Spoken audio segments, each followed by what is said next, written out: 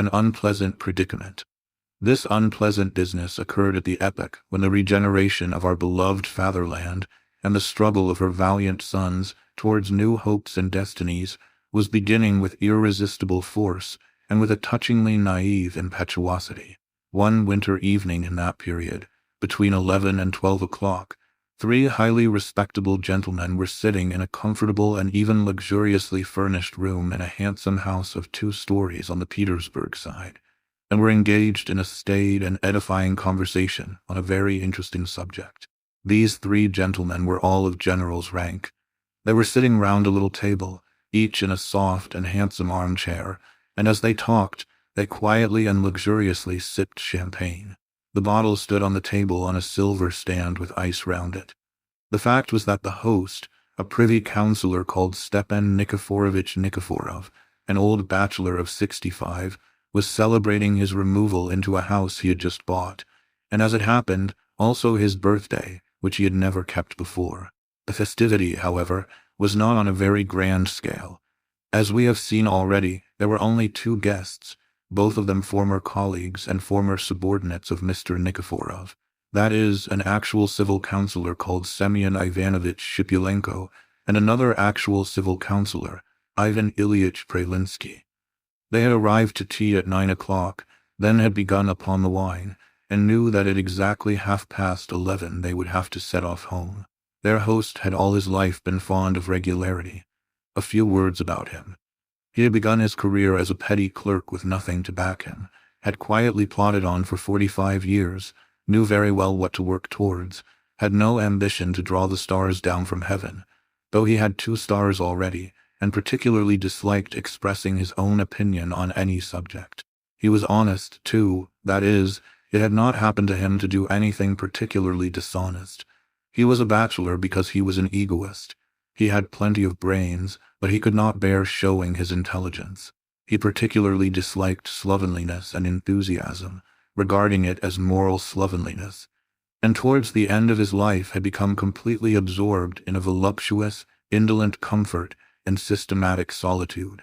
Though he sometimes visited people of a rather higher rank than his own, yet from his youth up he could never endure entertaining visitors himself, and of late he had, if he did not play a game of patience, been satisfied with the society of his dining-room clock, and would spend the whole evening dozing in his armchair, listening placidly to its ticking under its glass case on the chimney-piece. In appearance he was closely shaven and extremely proper-looking. He was well-preserved, looking younger than his age. He promised to go on living many years longer, and closely followed the rules of the highest good breeding. His post was a fairly comfortable one. He had to preside somewhere and to sign something. In short, he was regarded as a first-rate man. He had only one passion, or more accurately, one keen desire. That was to have his own house, and a house built like a gentleman's residence, not a commercial investment. His desire was at last realized. He looked out and bought a house on the Petersburg side, a good way off. It is true, but it had a garden and was an elegant house. The new owner decided that it was better for being a good way off. He did not like entertaining at home, and for driving to see anyone or to the office he had a handsome carriage of a chocolate hue, a coachman, Nihi, and 2 little but strong and handsome horses. All this was honorably acquired by the careful frugality of 40 years, so that his heart rejoiced over it. This was how it was that Stepan Nikiforovich felt such pleasure in his placid heart that he actually invited 2 friends to see him on his birthday, which he had hitherto carefully concealed from his most intimate acquaintances. He had special designs on one of these visitors. He lived in the upper story of his new house, and he wanted a tenant for the lower half, which was built and arranged in exactly the same way. Stepan Nikiforovich was reckoning upon Semyon Ivanovich Shipulenko, and had twice that evening broached the subject in the course of conversation. But Semyon Ivanovich made no response. The latter, too, was a man who had doggedly made a way for himself in the course of long years. He had black hair and whiskers, and a face that always had a shade of jaundice.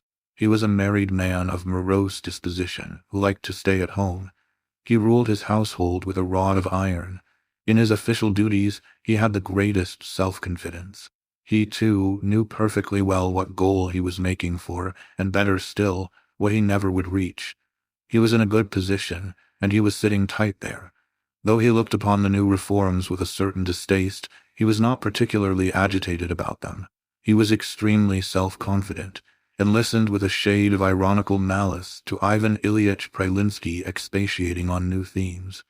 All of them had been drinking rather freely, however, so that Stepan Nikiforovich himself condescended to take part in a slight discussion with Mr. Pralinsky concerning the latest reforms. But we must say a few words about His Excellency, Mr. Pralinsky, especially as he is the chief hero of the present story. The actual civil councillor Ivan Ilyich Pralinsky had only been His Excellency for 4 months. In short, he was a young general. He was young in years, too, only 43, no more, and he looked and liked to look even younger. He was a tall, handsome man, he was smart in his dress, and prided himself on its solid, dignified character. With great aplomb, he displayed an order of some consequence on his breast. From his earliest childhood, he had known how to acquire the airs and graces of aristocratic society, and being a bachelor, dreamed of a wealthy and even aristocratic bride. He dreamed of many other things, though he was far from being stupid. At times he was a great talker, and even liked to assume a parliamentary pose. He came of a good family. He was the son of a general, and brought up in the lap of luxury. In his tender childhood he had been dressed in velvet and fine linen, had been educated at an aristocratic school, and though he acquired very little learning there, he was successful in the service, and had worked his way up to being a general. The authorities looked upon him as a capable man, and even expected great things from him in the future. Stepan Nikiforovich, under whom Ivan Ilyich had begun his career in the service, and under whom he had remained until he was made a general, had never considered him a good businessman and had no expectations of him whatever. What he liked in him was that he belonged to a good family, had property, that is, a big block of buildings, let out in flats, in charge of an overseer, was connected with persons of consequence, and what was more, had a majestic bearing. Stepan Nikiforovich blamed him inwardly for excess of imagination and instability. Ivan Ilyich himself felt at times that he had too much amour-propre and even sensitiveness. Strange to say, he had attacks from time to time of morbid tenderness of conscience, and even a kind of faint remorse. With bitterness and a secret soreness of heart, he recognized now and again that he did not fly so high as he imagined. At such moments he sank into despondency, especially when he was suffering from hemorrhoids, called his life une existence manquée, and ceased, privately of course, to believe even in his parliamentary capacities, calling himself a talker, a maker of phrases. And though all that, of course, did him great credit, it did not in the least prevent him from raising his head again half an hour later, and growing even more obstinately, even more conceitedly self-confident, and assuring himself that he would yet succeed in making his mark, and that he would be not only a great official, but a statesman whom Russia would long remember. He actually dreamed at times of monuments. From this it will be seen that Ivan Ilyich aimed high, though he hid his vague hopes and dreams deep in his heart, even with a certain trepidation. In short, he was a good-natured man and a poet at heart. Of late years, these morbid moments of disillusionment had begun to be more frequent. He had become peculiarly irritable, ready to take offense, and was apt to take any contradiction as an affront. But reformed Russia gave him great hopes. His promotion to general was the finishing touch. He was roused, he held his head up. He suddenly began talking freely and eloquently. He talked about the new ideas, which he very quickly and unexpectedly made his own and professed with vehemence. He sought opportunities for speaking, drove about the town, and in many places succeeded in gaining the reputation of a desperate liberal, which flattered him greatly. That evening, after drinking 4 glasses, he was particularly exuberant. He wanted on every point to confute Stepan Nikiforovich, whom he had not seen for some time past, and whom he had hitherto always respected and even obeyed. He considered him for some reason reactionary, and fell upon him with exceptional heat. Stepan Nikiforovich hardly answered him, but only listened slyly, though the subject interested him. Ivan Ilyich got hot, and in the heat of the discussion sipped his glass more often than he ought to have done. Then Stepan Nikiforovich took the bottle, and at once filled his glass again, which for some reason seemed to offend Ivan Ilyich. especially as Semyon Ivanovitch Shipulenko, whom he particularly despised and indeed feared on account of his cynicism and ill nature, preserved a treacherous silence and smiled more frequently than was necessary. They seemed to take me for a schoolboy, flashed across Ivan Ilyitch's mind. No, it was time, high time, he went on hotly. We have put it off too long, and to my thinking humanity is the first consideration, humanity with our inferiors, remembering that they too are men. Humanity will save everything and bring out all that is. He, was heard from the direction of Semyon Ivanovitch. But why are you giving us such a talking to? Stepan Nikiforovitch protested at last, with an affable smile. I must own, Ivan Ilyitch, I have not been able to make out so far what you are maintaining. You advocate humanity. That is love of your fellow creatures, isn't it? Yes, if you like. Allow me. As far as I can see, that's not the only thing. Love of one's fellow creatures has always been fitting. The reform movement is not confined to that. All sorts of questions have arisen relating to the peasantry, the law courts, economics, government contracts, morals, and those questions are endless, and altogether may give rise to great upheavals, so to say. That is what we have been anxious about, and not simply humanity. Yes, the thing is a bit deeper than that, observed Semyon Ivanovitch. I quite understand, and allow me to observe, Semyon Ivanovitch, that I can agree to being inferior to you in depth of understanding. Ivan Ilyitch observed sarcastically, and with excessive sharpness. However, I will make so bold as to assert, Stepan Nikiforovitch, that you have not understood me either. No, I haven't. And yet I maintain and everywhere advance the idea that humanity and nothing else with one's subordinates, from the official in one's department down to the copying clerk, from the copying clerk down to the house serf, from the servant down to the peasant, humanity, I say, may serve, so to speak, as the cornerstone of the coming reforms and the reformation of things in general. Why? Because, take a syllogism, I am human, consequently I am loved. I am loved, so confidence is felt in me. There is a feeling of confidence, and so there is trust. There is trust, and so there is love. That is, no, I mean to say that if they trust me, they will believe in the reforms. They will understand, so to speak, the essential nature of them, will, so to speak, embrace each other in a moral sense, and will settle the whole business in a friendly way, fundamentally. What are you laughing at, Semyon Ivanovitch? Can't you understand? Stepan Nikiforovitch raised his eyebrows without speaking. He was surprised. I fancy I have drunk a little too much, said Semyon Ivanovitch sarcastically, and so I am a little slow of comprehension. Not quite all my wits about me. Ivan Ilyitch winced. We should break down, Stepan Nikiforovitch pronounced suddenly, after a slight pause of hesitation. How do you mean we should break down? Asked Ivan Ilyitch, surprised at Stepan Nikiforovitch's abrupt remark. Why, we should break under the strain.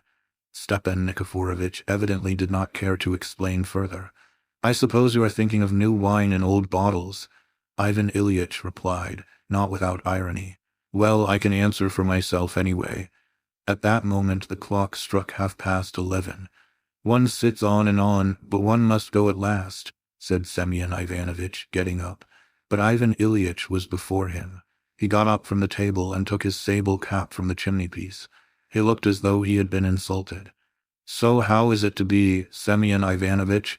Will you think it over? Said Stepan Nikiforovitch, as he saw the visitors out. About the flat, you mean? I'll think it over. Well, when you have made up your mind, let me know as soon as possible. Still on business, Mr. Pralinsky observed affably, in a slightly ingratiating tone, playing with his hat. It seemed to him as though they were forgetting him. Stepan Nikiforovitch raised his eyebrows and remained mute, as a sign that he would not detain his visitors. Semyon Ivanovitch made haste to bow himself out. Well, after that, what is one to expect, if you don't understand the simple rules of good manners? Mr. Pralinsky reflected to himself, and held out his hand to Stepan Nikiforovitch in a particularly offhand way. In the hall, Ivan Ilyitch wrapped himself up in his light, expensive fur coat. He tried for some reason not to notice Semyon Ivanovitch's shabby raccoon, and they both began descending the stairs. The old man seemed offended, said Ivan Ilyitch to the silent Semyon Ivanovitch. No, why? answered the latter with cool composure. Servile flunky, Ivan Ilyich thought to himself. They went out at the front door. Semyon Ivanovitch's sledge with a grey, ugly horse drove up. What the devil? What has Trifon done with my carriage? Cried Ivan Ilyich, not seeing his carriage. The carriage was nowhere to be seen. Stepan Nikiforovitch's servant knew nothing about it. They appealed to Varlam, Semyon Ivanovitch's coachman, and received the answer that he had been standing there all the time and that the carriage had been there, but now there was no sign of it. An unpleasant predicament, Mr. Shipulenko pronounced. Shall I take you home? Scoundrelly people, Mr. Prilinsky cried with fury. He asked me, the rascal, to let him go to a wedding close here in the Petersburg side. Some crony of his was getting married, deuce take her. I sternly forbade him to absent himself, and now I'll bet he has gone off there. He certainly has gone there, sir, observed Varlam. But he promised to be back in a minute, to be here in time, that is. Well, there it is. I had a presentiment that this would happen. I'll give it to him. You'd better give him a good flogging once or twice at the police station, then he will do what you tell him, said Semyon Ivanovitch, as he wrapped the rug round him. Please don't you trouble, Semyon Ivanovitch. Well, won't you let me take you along? Merci, bon voyage. Semyon Ivanovitch drove off, while Ivan Ilyich set off on foot along the wooden pavement, conscious of a rather acute irritation. Yes, indeed I'll give it to you now, you rogue. I am going on foot on purpose to make you feel it, to frighten you. He will come back and hear that his master has gone off on foot. The blackguard! Ivan Ilyich had never abused anyone like this, but he was greatly angered, and besides, there was a buzzing in his head. He was not given to drink, so 5 or 6 glasses soon affected him. But the night was enchanting. There was a frost, but it was remarkably still, and there was no wind. There was a clear, starry sky. The full moon was bathing the earth in soft silver light. It was so lovely that after walking some 50 paces Ivan Ilyich almost forgot his troubles. He felt particularly pleased. People quickly change from one mood to another when they are a little drunk. He was even pleased with the ugly little wooden houses of the deserted street. It's really a capital thing that I am walking, he thought. It's a lesson to Trifon and a pleasure to me. I really ought to walk oftener. And I shall soon pick up a sledge on the Great Prospect. It's a glorious night. What little houses they all are. I suppose small fry live here, clerks, tradesmen, perhaps. That's Stepan Nikiforovitch. What reactionaries they all are, those old fogies. Fogies, yes, c'est le mot. He is a sensible man, though. He has that bon sens, sober, practical understanding of things. But they are old. There is a lack of, what is it? There is a lack of something. We shall break down. What did he mean by that? He actually pondered when he said it. He didn't understand me a bit. And yet how could he help understanding? It was more difficult not to understand it than to understand it. The chief thing is that I am convinced in my soul. Humanity, the love of one's kind. Restore a man to himself, revive his personal dignity, and then, when the ground is prepared, get to work. I believe that's clear. Yes, allow me, Your Excellency, take a syllogism, for instance. We meet, for instance, a clerk, a poor, downtrodden clerk. Well, who are you? Answer. A clerk. Very good, a clerk. Further, what sort of clerk are you? Answer. I am such and such a clerk, he says. Are you in the service? I am. Do you want to be happy? I do. What do you need for happiness? This and that. Why? Because... And there the man understands me with a couple of words. The man's mine. The man is caught, so to speak, in a net, and I can do what I like with him. That is, for his good. Horrid man, that Semyon Ivanovitch. And what a nasty phiz he has. Flog him in the police station. He said that on purpose. No, you are talking rubbish. You can flog, but I'm not going to. I shall punish Trifon with words. I shall punish him with reproaches. He will feel it. As for flogging H.N., it is an open question, H.N. What about going to Emurance? Oh, damnation take it, the cursed pavement, he cried out, suddenly tripping up. And this is the capital, enlightenment. One might break one's leg. H.M., I detest that Semyon Ivanovitch, a most revolting phiz. He was chuckling at me just now when I said they would embrace each other in a moral sense. Well, and they will embrace each other, and what's that to do with you? I am not going to embrace you. I'd rather embrace a peasant. If I meet a peasant, I shall talk to him. I was drunk, though, and perhaps did not express myself properly. Possibly I am not expressing myself rightly now. I shall never touch wine again. In the evening you babble, and next morning you are sorry for it. After all, I am walking quite steadily. But they are all scoundrels anyhow. So Ivan Ilyitch meditated incoherently and by snatches as he went on striding along the pavement. The fresh air began to affect him, set his mind working. 5 minutes later he would have felt soothed and sleepy. But all at once, scarcely 2 paces from the great prospect, he heard music. He looked round. On the other side of the street, in a very tumble-down-looking long wooden house of 1 story, there was a great fete. There was the scraping of violins, and the droning of a double bass, and the squeaky tooting of a flute playing a very gay quadrille tune.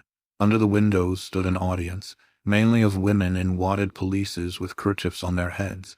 They were straining every effort to see something through a crack in the shutters. Evidently, there was a gay party within.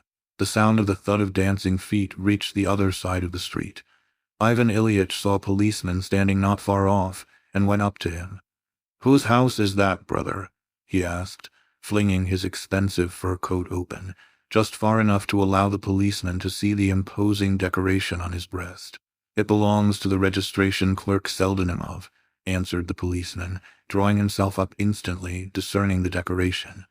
"Seldenimov? Bah, Seldenimov, what is he up to? Getting married?" "Yes, your honor, to a daughter of a titular councillor, M. Lekopidiv, a titular councillor, used to serve in the municipal department. That house goes with the bride. So that now the house is Seldenimov's and not M. Lekopidiv's." "Yes, Seldenimov's, your honor. It was M. Lekopidiv's, but now it is Seldenimov's." I am asking you, my man, because I am his chief. I am a general in the same office in which Seldenimov serves." "Just so, your excellency." The policeman drew himself up more stiffly than ever, while Ivan Ilyitch seemed to ponder. He stood still and meditated. Yes, Seldenimov really was in his department and in his own office. He remembered that. He was a little clerk with a salary of 10 rubles a month. As Mr. Perlinsky had received his department very lately, he might not have remembered precisely all his subordinates. But Seldenimov he remembered just because of his surname. It had caught his eye from the very first, so that at the time he had had the curiosity to look with special attention at the possessor of such a surname. He remembered now a very young man with a long hooked nose, with tufts of flaxen hair, lean and ill-nourished, in an impossible uniform, and with unmentionables so impossible as to be actually unseemly. He remembered how the thought had flashed through his mind at the time. Shouldn't he give the poor fellow 10 rubles for Christmas, to spend on his wardrobe? But as the poor fellow's face was too austere, and his expression extremely unprepossessing, even exciting repulsion, the good-natured idea somehow faded away of itself, so Seldenimov did not get his tip. He had been the more surprised when this same Seldenimov had not more than a week before asked for leave to be married.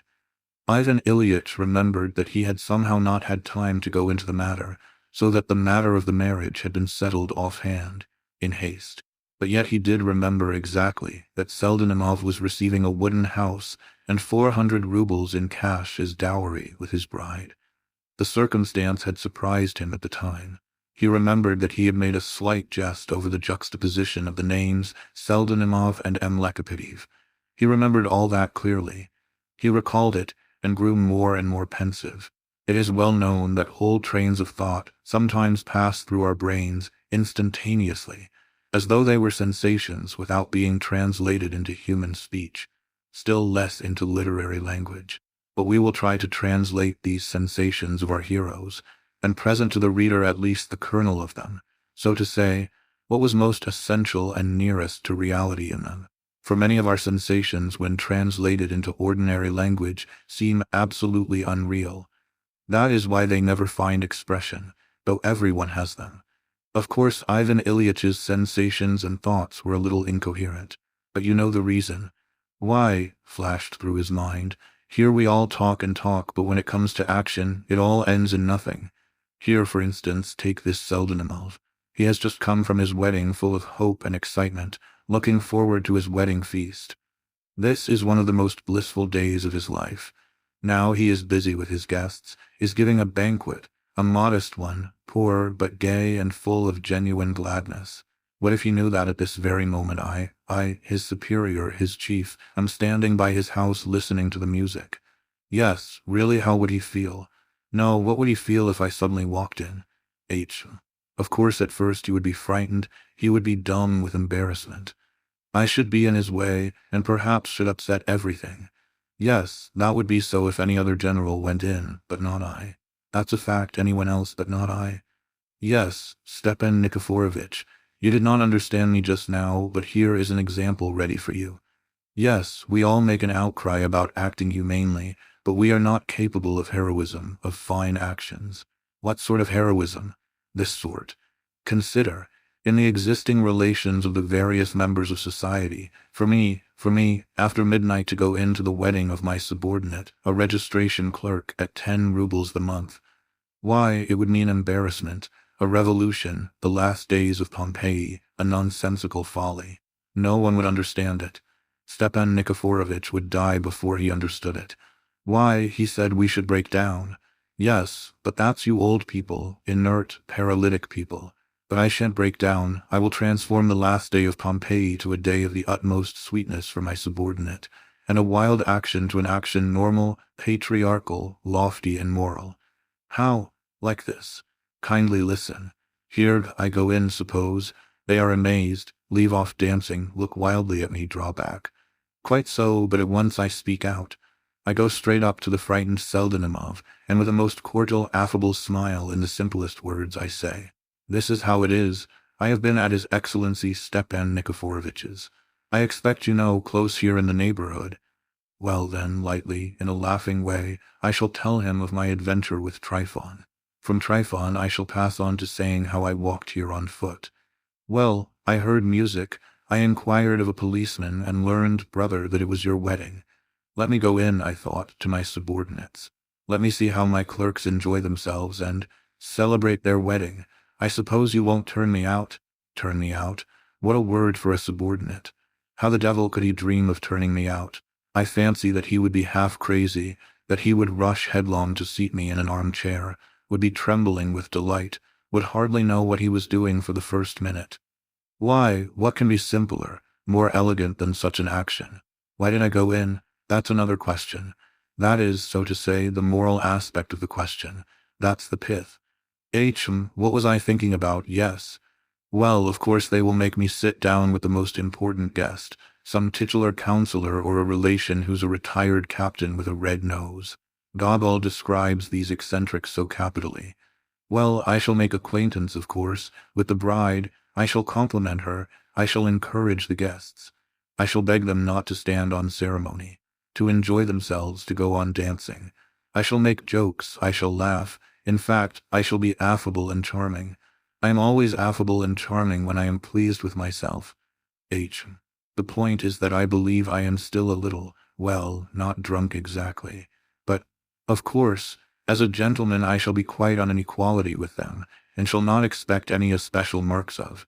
But morally, it is a different matter. They will understand and appreciate it. My actions will evoke their nobler feelings. Well, I shall stay for half an hour, even for an hour. I shall leave, of course, before supper. But they will be bustling about, baking and roasting. They will be making low bows, but I will only drink a glass, congratulate them, and refuse supper. I shall say, business. And as soon as I pronounce the word business, all of them will at once have sternly respectful faces. By that I shall delicately remind them that there is a difference between them and me, the earth and the sky. It is not that I want to impress that on them, but it must be done. It's even essential in a moral sense when all is said and done. I shall smile at once, however. I shall even laugh, and then they will all pluck up courage again. I shall jest a little again with the bride. I may even hint that I shall come again in just 9 months to stand godfather, and she will be sure to be brought to bed by then. They multiply, like rabbits, and they will all roar with laughter, and the bride will blush. I shall kiss her feelingly on the forehead, even give her my blessing. And next day my exploit will be known at the office. Next day I shall be stern again. Next day I shall be exacting again, even implacable. But they will all know what I am like. They will know my heart. They will know my essential nature. He is stern as chief, but as a man he is an angel. And I shall have conquered them. I shall have captured them by one little act which would never have entered your head. They would be mine. I should be their father. They would be my children. Come now, your Excellency Stepan Nikiforovitch, go and do likewise. But do you understand, that Seldenimov will tell his children how the general himself feasted and even drank at his wedding. Why, those children would tell their children, and those would tell their grandchildren as a most sacred story that a grand gentleman, a statesman, and I shall be all that by then, did them the honor, and so on, and so on. Why, I am morally elevating the humiliated. I restore him to himself. Why, he gets a salary of 10 rubles a month. If I repeat this 5 or 10 times, or something of the sort, I shall gain popularity all over the place. My name will be printed on the hearts of all, and the devil only knows what will come of that popularity. These, or something like these, were Ivan Ilyitch's reflections. A man says all sorts of things sometimes to himself, gentlemen, especially when he is in rather an eccentric condition. All these meditations passed through his mind in something like half a minute, and of course he might have confined himself to these dreams, and after mentally putting Stepan Nikiforovitch to shame, have gone very peacefully home and to bed, and he would have done well. But the trouble of it was that the moment was an eccentric one. As ill luck would have it, at that very instant the self-satisfied faces of Stepan Nikiforovitch and Semyon Ivanovitch suddenly rose before his heated imagination. "We shall break down," repeated Stepan Nikiforovitch, smiling disdainfully. He, Semyon Ivanovitch seconded him with his nastiest smile. "Well, we'll see whether we do break down," Ivan Ilyitch said resolutely, with a rush of heat to his face. He stepped down from the pavement, and with resolute steps went straight across the street, towards the house of his registration clerk Seldenimov. His star carried him away. He walked confidently in at the open gate, and contemptuously thrust aside with his foot the shaggy, husky little sheepdog who flew at his legs with a hoarse bark, more as a matter of form than with any real intention. Along a wooden plank he went to the covered porch which led like a sentry box to the yard, and by 3 decaying wooden steps he went up to the tiny entry. Here, though a tallow candle or something in the way of a night light was burning somewhere in a corner, it did not prevent Ivan Ilyitch from putting his left foot, just as it was, in its galosh, into a galantine which had been stood out there to cool. Ivan Ilyitch bent down, and looking with curiosity, he saw that there were 2 other dishes of some sort of jelly, and also 2 sheets apparently of blancmange. The squashed galantine embarrassed him, and for one brief instant the thought flashed through his mind whether he should not slink away at once, but he considered this too low. Reflecting that no one would have seen him, and that they would never think he had done it, he hurriedly wiped his galosh to conceal all traces, fumbled for the felt-covered door, opened it, and found himself in a very little anteroom. Half of it was literally piled up with greatcoats, wadded jackets, cloaks, capes, scarves, and galoshes. In the other half the musicians had been installed. 2 violins, a flute, and a double bass, a band of 4, picked up, of course, in the street. They were sitting at an unpainted wooden table, lighted by a single tallow candle, and with the utmost vigor were sawing out the last figure of the quadrille. From the open door into the drawing-room one could see the dancers in the midst of dust, tobacco smoke, and fumes. There was a frenzy of gaiety. There were sounds of laughter, shouts and shrieks from the ladies. The gentlemen stamped like a squadron of horses. Above all the bedlam, there rang out words of command from the leader of the dance, probably an extremely free and easy, and even unbuttoned gentleman. "Gentlemen advance, ladies chain, set to partners," and so on, and so on. Ivan Ilyitch in some excitement cast off his coat and galoshes, and with his cap in his hand went into the room. He was no longer reflecting, however. For the first minute nobody noticed him. All were absorbed in dancing the quadrille to the end. Ivan Ilyitch stood as though entranced, and could make out nothing definite in the chaos. He caught glimpses of ladies' dresses, of gentlemen with cigarettes between their teeth. He caught a glimpse of a lady's pale blue scarf which flicked him on the nose. After the wearer, a medical student, with his hair blown in all directions on his head, pranced by in wild delight and jostled violently against him on the way. He caught a glimpse, too, of an officer of some description, who looked half a mile high.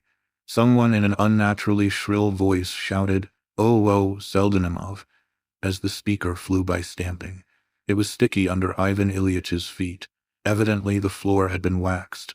In the room, which was a very small one, there were about 30 people.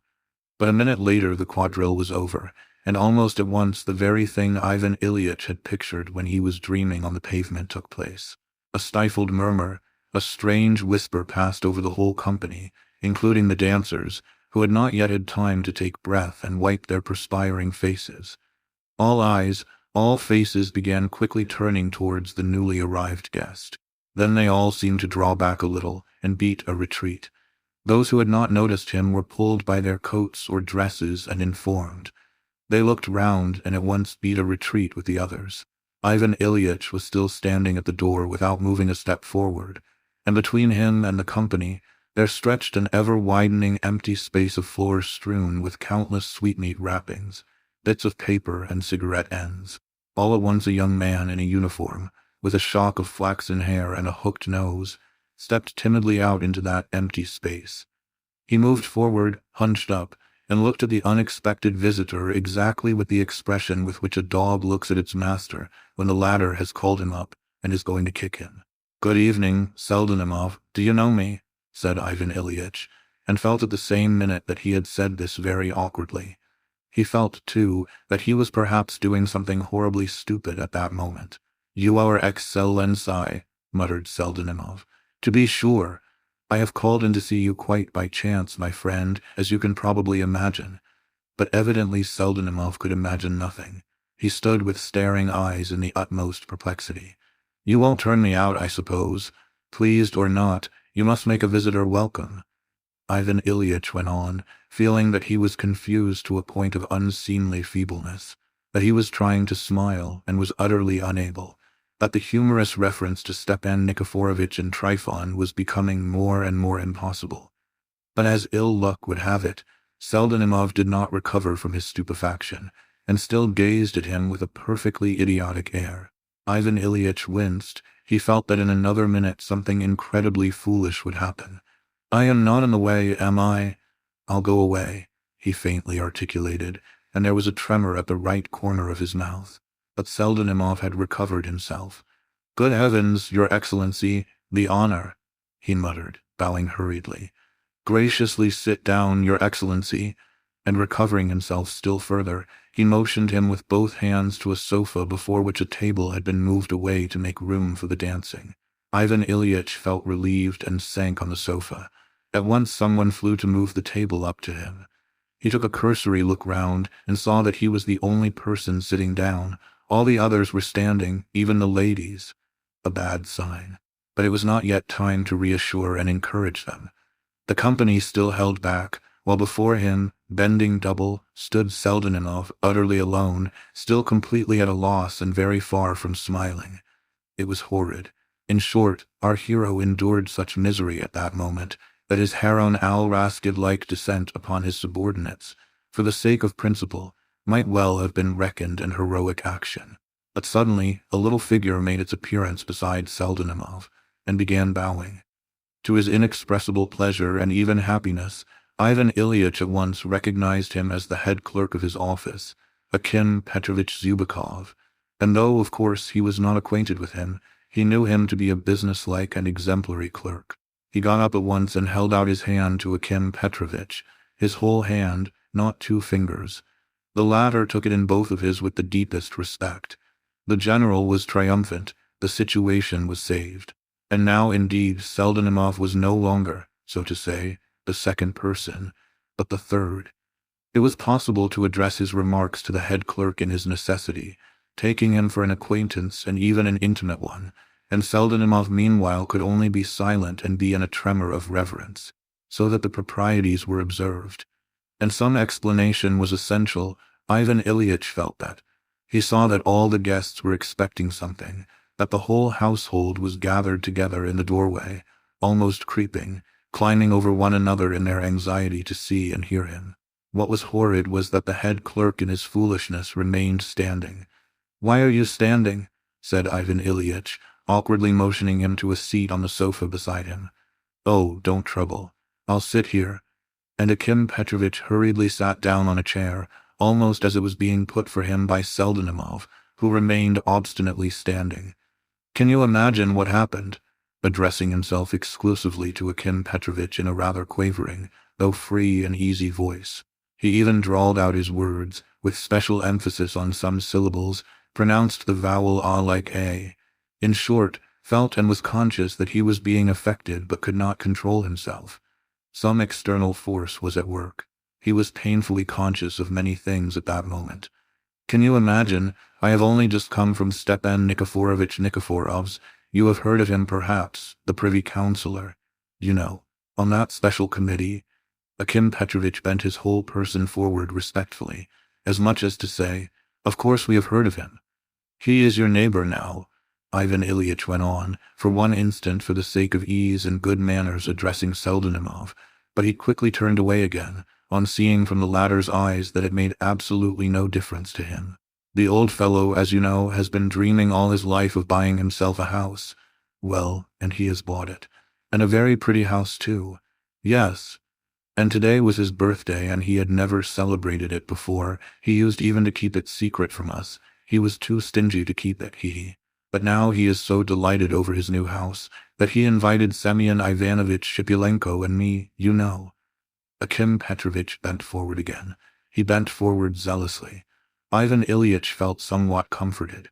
It had struck him, indeed, that the head clerk possibly was guessing that he was an indispensable point d'appui for His Excellency at that moment. That would have been more horrid than anything.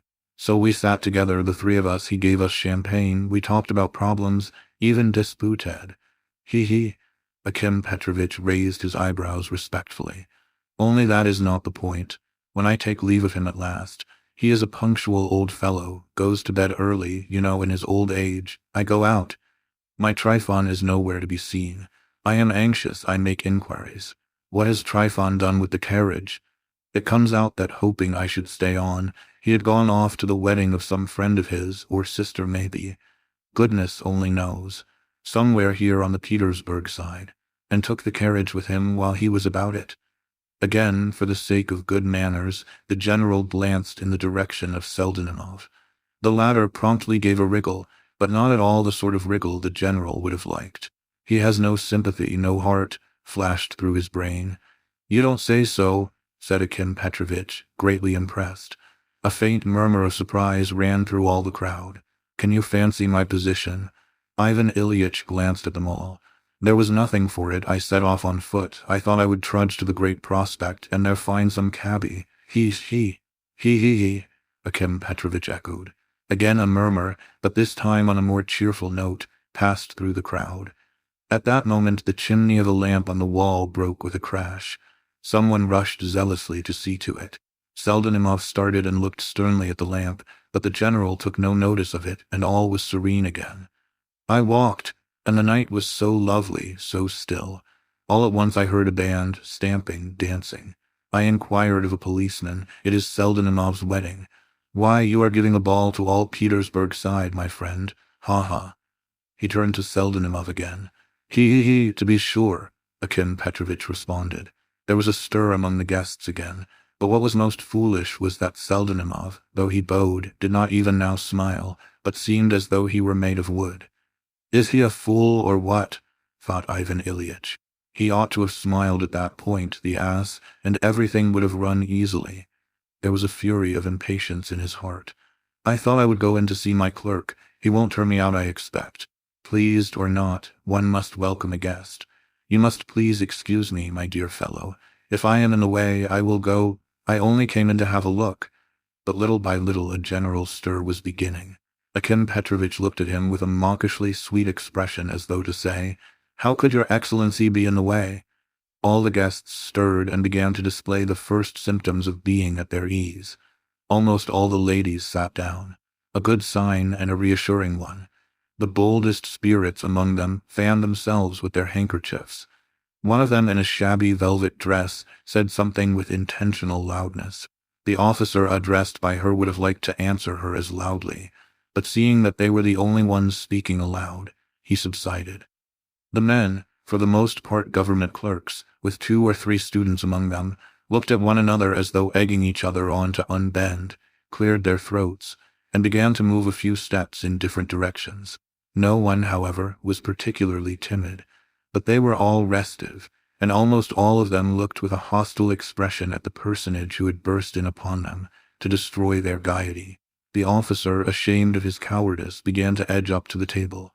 "But I say, my friend, allow me to ask you your name," Ivan Ilyich asked Seldenimov. "Porfiry Petrovitch, your excellency," answered the latter, with staring eyes as though on parade. "Introduce me, Porfiry Petrovitch, to your bride. Take me to her. And he showed signs of a desire to get up, but Seldenimov ran full speed to the drawing-room. The bride, however, was standing close by at the door, but as soon as she heard herself mentioned, she hid. A minute later Seldenimov led her up by the hand. The guests all moved aside to make way for them. Ivan Ilyich got up solemnly and addressed himself to her with a most affable smile. "Very, very much pleased to make your acquaintance," he pronounced with a most aristocratic half-bow, "especially on such a day." He gave a meaning smile. There was an agreeable flutter among the ladies. "Charmé," the lady in the velvet dress pronounced, almost aloud. The bride was a match for Seldenimov. She was a thin little lady not more than 17, pale, with a very small face and a sharp little nose. Her quick, active little eyes were not at all embarrassed. On the contrary, they looked at him steadily, and even with a shade of resentment. Evidently, Seldenimov was marrying her for her beauty. She was dressed in a white muslin dress over a pink slip. Her neck was thin, and she had a figure like a chicken's with the bones all sticking out. She was not equal to making any response to the general's affability. "But she is very pretty," he went on in an undertone, as though addressing Seldenimov only, though intentionally speaking so that the bride could hear. But on this occasion, too, Seldenimov again answered absolutely nothing, and did not even wriggle. Ivan Ilyich fancied that there was something cold, suppressed in his eyes, as though he had something peculiarly malignant in his mind. And yet he had at all costs to wring some sensibility out of him. Why, that was the object of his coming. They are a couple, though, he thought. And he turned again to the bride, who had seated herself beside him on the sofa, but in answer to his 2 or 3 questions he got nothing but yes or no, and hardly that. If only she had been overcome with confusion, he thought to himself, then I should have begun to banter her. But as it is, my position is impossible. And as ill luck would have it, Akim Petrovitch, too, was mute. Though this was only due to his foolishness, it was still unpardonable. "My friends, haven't I perhaps interfered with your enjoyment?" he said, addressing the whole company. He felt that the very palms of his hands were perspiring. "No, don't trouble, your excellency. We are beginning directly, but now we are getting cool," answered the officer. The bride looked at him with pleasure. The officer was not old, and wore the uniform of some branch of the service. Seldenimov was still standing in the same place, bending forward, and it seemed as though his hooked nose stood out further than ever. He looked and listened like a footman standing with the greatcoat on his arm, waiting for the end of his master's farewell conversation. Ivan Ilyich made this comparison himself. He was losing his head. He felt that he was in an awkward position, that the ground was giving way under his feet, that he had got in somewhere and could not find his way out, as though he were in the dark. Suddenly the guests all moved aside, and a short, thick-set, middle-aged woman made her appearance, dressed plainly though she was in her best, with a big shawl on her shoulders, pinned at her throat, and on her head a cap to which she was evidently unaccustomed. In her hands she carried a small round tray on which stood a full but uncorked bottle of champagne and 2 glasses, neither more nor less. Evidently the bottle was intended for only 2 guests. The middle-aged lady approached the general. "Don't look down on us, your excellency," she said, bowing.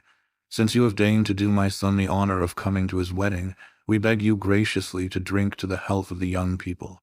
Do not disdain us, do us the honor." Ivan Ilyich clutched at her as though she were his salvation. She was by no means an old woman, 45 or 46, not more, but she had such a good-natured, rosy-cheeked, such a round and candid Russian face. She smiled so good-humoredly, bowed so simply, that Ivan Ilyich was almost comforted and began to hope again. "So you are the mother of your son," he said, getting up from the sofa. "Yes, my mother, your excellency. mumbled Seldenimov, craning his long neck and thrusting forward his long nose again. "Ah, I am delighted, to make your acquaintance.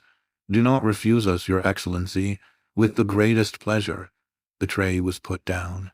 Seldenimov dashed forward to pour out the wine. Ivan Ilyich, still standing, took the glass. "I am particularly glad on this occasion that I can," he began, "that I can testify before all of you.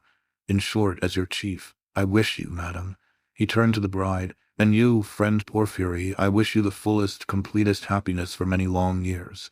And he positively drained the glass with feeling, the seventh he had drunk that evening. Seldenimov looked at him gravely and even sullenly. The general was beginning to feel an agonizing hatred of him. And that scarecrow, he looked at the officer, keeps obtruding himself. He might at least have shouted, "Hurrah!" and it would have gone off, "And you too, Akim Petrovitch, drink a glass to their health," added the mother, addressing the head clerk. "You are his superior, he is under you. Look after my boy, I beg you as a mother, and don't forget us in the future, our good, kind friend, Akim Petrovitch." "How nice these old Russian women are," thought Ivan Ilyich. "She has livened us all up. I have always loved the democracy." At that moment, another tray was brought to the table. It was brought in by a maid wearing a crackling cotton dress that had never been washed, and a crinoline. She could hardly grasp the tray in both hands. It was so big. On it there were numbers of plates of apples, sweets, fruit meringues and fruit cheeses, walnuts, and so on, and so on. The tray had been, till then, in the drawing-room for the delectation of all the guests, and especially the ladies. But now it was brought to the general alone. "Do not disdain our humble fare, Your Excellency. What we have we are pleased to offer," the old lady repeated, bowing. "Delighted," said Ivan Ilyich, and with real pleasure took a walnut and cracked it between his fingers. He had made up his mind to win popularity at all costs. Meantime the bride suddenly giggled. "What is it?" asked Ivan Ilyich with a smile, encouraged by this sign of life. "Ivan Konstantinich here makes me laugh," she answered, looking down. The general distinguished, indeed, a flaxen-headed young man, exceedingly good-looking, who was sitting on a chair at the other end of the sofa, whispering something to Madame Seldenimov. The young man stood up. He was apparently very young and very shy. "I was telling the lady about a dream book, Your Excellency," he muttered as though apologizing. "About what sort of dream book?" asked Ivan Ilyich condescendingly.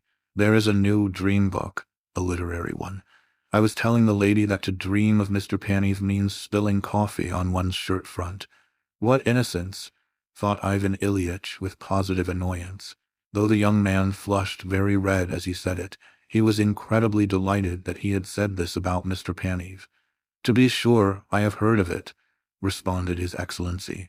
"No, there is something better than that," said a voice quite close to Ivan Ilyich.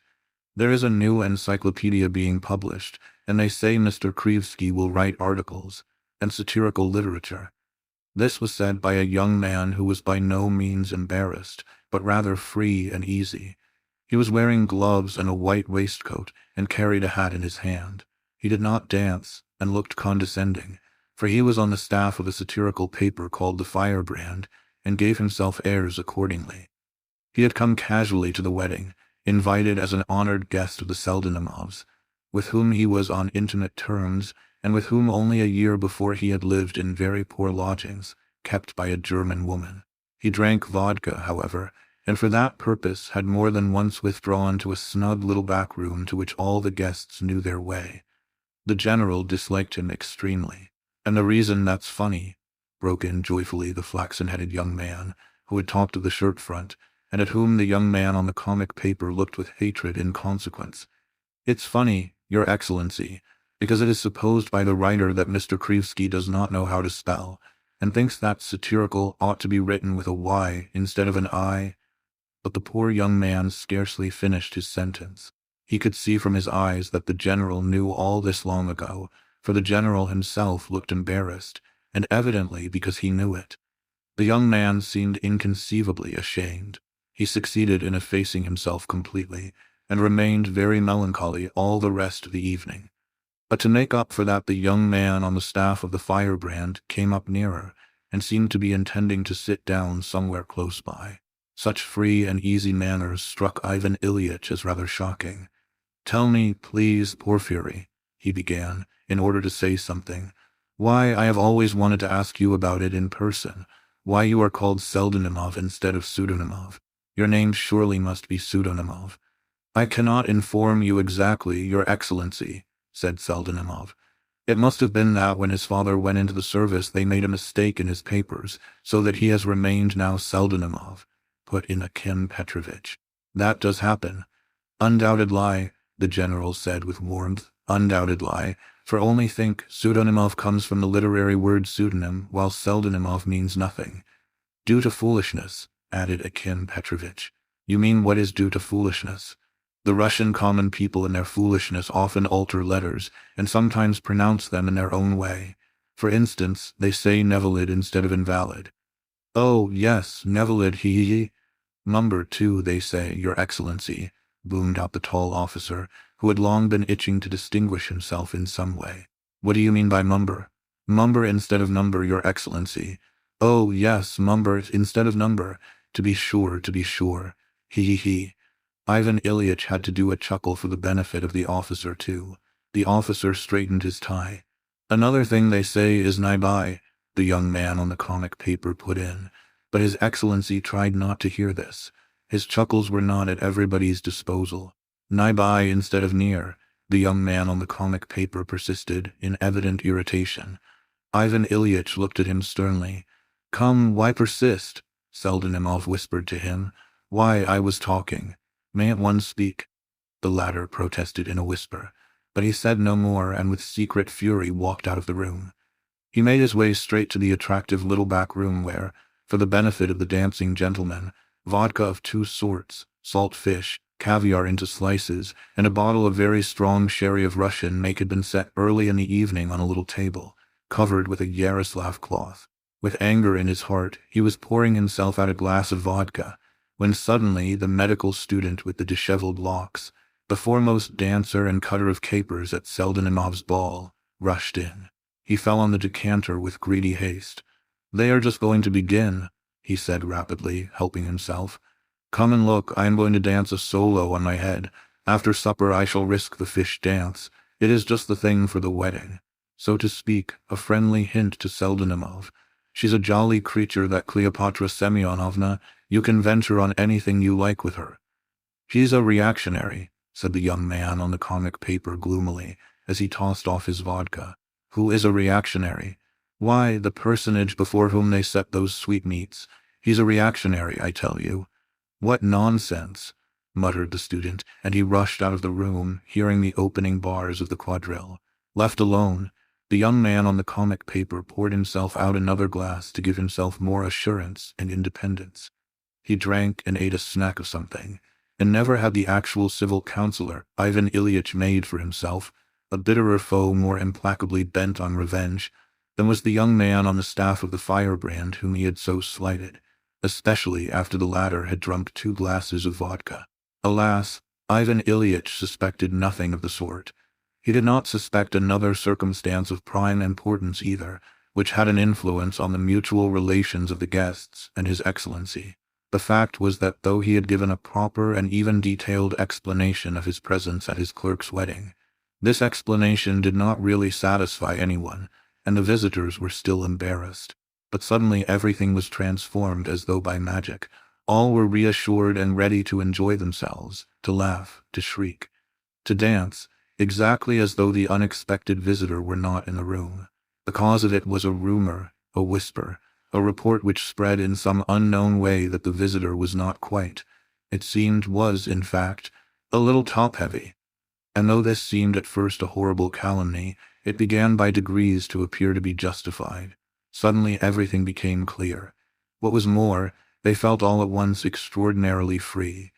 And it was just at this moment that the quadrille for which the medical student was in such haste, the last before supper, began.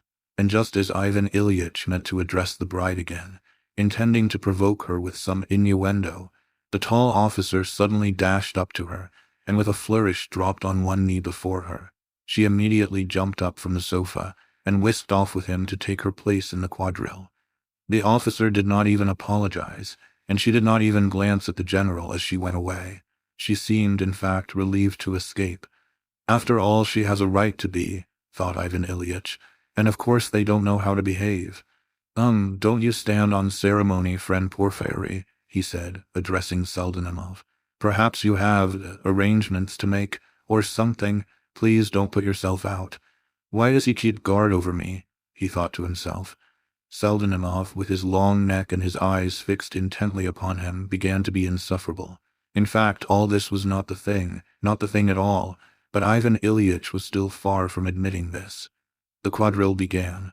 "Will you allow me, Your Excellency?" asked Akim Petrovitch, holding the bottle respectfully in his hands and preparing to pour from it into His Excellency's glass. I really don't know whether—" But Akim Petrovitch, with reverent and radiant face, was already filling the glass. After filling the glass, he proceeded, writhing and wriggling, as it were stealthily, as it were furtively, to pour himself out some, with this difference, that he did not fill his own glass to within a finger length of the top, and this seemed somehow more respectful. He was like a woman in travail as he sat beside his chief. What could he talk about, indeed? Yet to entertain His Excellency was an absolute duty, since he had the honor of keeping him company. The champagne served as a resource, and His Excellency, too, was pleased that he had filled his glass, not for the sake of the champagne, for it was warm and perfectly abominable, but just morally pleased.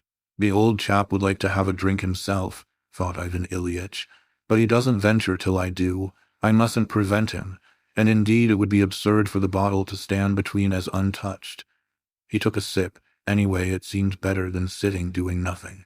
"I am here," he said, with pauses and emphasis. "I am here, so to speak, accidentally, and of course it may be that some people would consider it unseemly for me to be at such a gathering." Akim Petrovitch said nothing, but listened with timid curiosity. "But I hope you will understand with what object I have come. I haven't really come simply to drink wine. He. Akim Petrovitch tried to chuckle, following the example of His Excellency, but again he could not get it out, and again he made absolutely no consolatory answer. "I am here, in order, so to speak, to encourage, to show, so to speak, a moral aim," Ivan Ilyitch continued, feeling vexed at Akim Petrovitch's stupidity, but he suddenly subsided into silence himself. He saw that poor Akim Petrovitch had dropped his eyes, as though he were in fault. The general, in some confusion, made haste to take another sip from his glass, and Akim Petrovitch clutched at the bottle as though it were his only hope of salvation, and filled the glass again. "You haven't many resources," thought Ivan Ilyitch, looking sternly at poor Akim Petrovitch. The latter, feeling that stern general-like eye upon him, made up his mind to remain silent for good and not to raise his eyes. So they sat beside each other for a couple of minutes, 2 sickly minutes for Akim Petrovitch. A couple of words about Akim Petrovitch. He was a man of the old school, as meek as a hen, reared from infancy to obsequious servility, and at the same time a good-natured and even honorable man. He was a Petersburg Russian. That is, his father and his father's father were born, grew up and served in Petersburg, and had never once left Petersburg. That is quite a special type of Russian. They have hardly any idea of Russia, though that does not trouble them at all. Their whole interest is confined to Petersburg, and chiefly the place in which they serve. All their thoughts are concentrated on preference for farthing points, on the shop, and their month's salary. They don't know a single Russian custom, a single Russian song except Lechinashka, and that only because it is played on the barrel organs. However, there are 2 fundamental and invariable signs by which you can at once distinguish a Petersburg Russian from a real Russian. The first sign is the fact that Petersburg Russians, all without exception, speak of the newspaper as the academic news and never call it the Petersburg News. The second and equally trustworthy sign is that Petersburg Russians never make use of the word breakfast, but always call it frühstück, with a special emphasis on the first syllable. By these radical and distinguishing signs you can tell them apart. In short, this is a humble type which has been formed during the last 35 years. Akim Petrovitch, however, was by no means a fool. If the general had asked him a question about anything in his own province, he would have answered and kept up a conversation.